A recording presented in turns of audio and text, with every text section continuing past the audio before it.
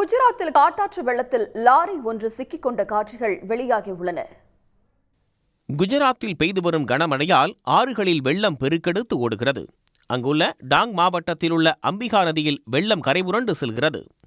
தாழ்வான பகுதிகளுக்குள் தண்ணீர் புகுந்ததால் அங்கு நிறுத்தி வைக்கப்பட்டிருந்த லாரி ஒன்று வெள்ளத்தில் சிக்கியது. லாரிக்குள் யாரும் இல்லாததால் உயிர் சேதம் தவிர்க்கப்பட்டது.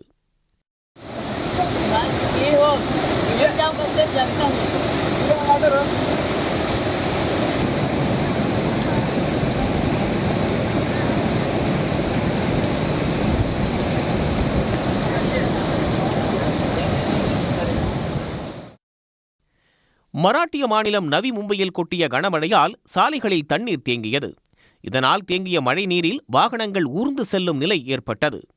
மராட்டியத்தில் 3 நாட்களுக்கு மழை நீடிக்கும் என்று வானிலை மையம் அறிவித்துள்ளது.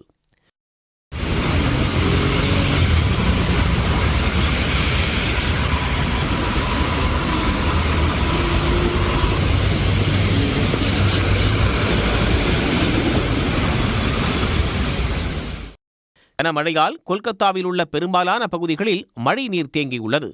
சாலைகளில் தேங்கியுள்ள மழை நீரால் வாகன ஓட்டிகள் கடும் சிரமமடைந்துள்ளனர். சன் நியூஸ் வாட்ஸ்அப் சேனலை ஃபாலோ செய்யுங்கள். QR கோடை ஸ்கேன் செய்து சன் நியூஸோடு இணைந்திருங்கள்.